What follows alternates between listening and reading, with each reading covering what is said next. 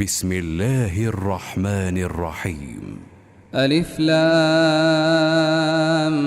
ميم را، تلك آيات الكتاب والذي أنزل إليك من ربك الحق ولكن أكثر الناس لا يؤمنون. الله الذي رفع السماوات بغير عمد ترونها ثم استوى على العرش وسخر الشمس والقمر كل يجري لأجل مسمى يدبر الأمر يفصل الآيات لعلكم بلقاء ربكم توقنون. وهو الذي مد الأرض وجعل فيها رواسي وأنهارا ومن كل الثمرات جعل فيها زوجين اثنين يغشي الليل النهار إن في ذلك لآيات لقوم يتفكرون. وفي الأرض قطع متجاورات وجنات من أعناب وزرع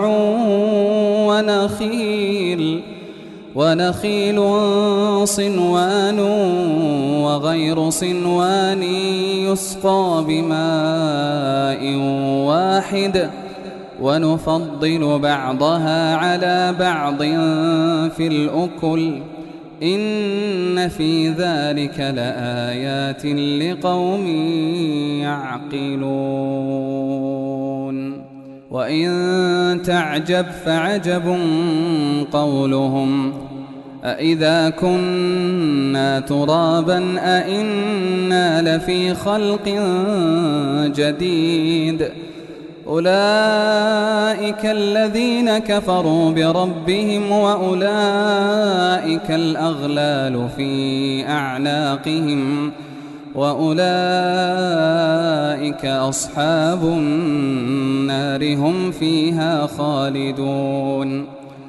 ويستعجلونك بالسيئة قبل الحسنة وقد خلت من قبلهم المثلات وإن ربك لذو مغفرة للناس على ظلمهم وإن ربك لشديد العقاب.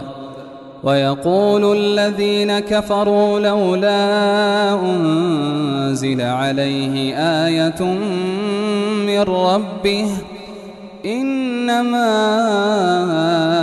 أنت منذر ولكل قوم هاد. الله يعلم ما تحمل كل أنثى وما تغيض الأرحام وما تزداد وكل شيء عنده بمقدار. عالم الغيب والشهادة الكبير المتعال. سواء منكم من أسر القول ومن جهر به ومن هو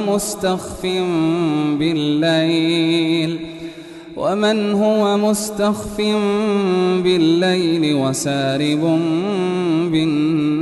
بالنهار له معقبات من بين يديه ومن خلفه يحفظونه من أمر الله إن الله لا يغير ما بقوم حتى يغيروا ما بأنفسهم وإذا أراد الله بقوم سوءا فلا مرد له وما لهم من دونه من وال.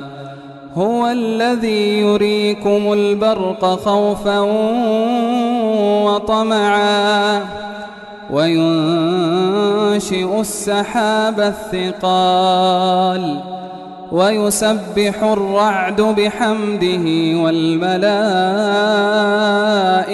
من خيفته ويرسل الصواعق فيصيب بها من يشاء وهم يجادلون في الله وهو شديد المحال له دعوة الحق والذين يدعون من دونه لا يستجيبون لهم بشيء إلا كباسط كفيه إلى الماء ليبلغ فاه وما هو ببالغه وما دعاء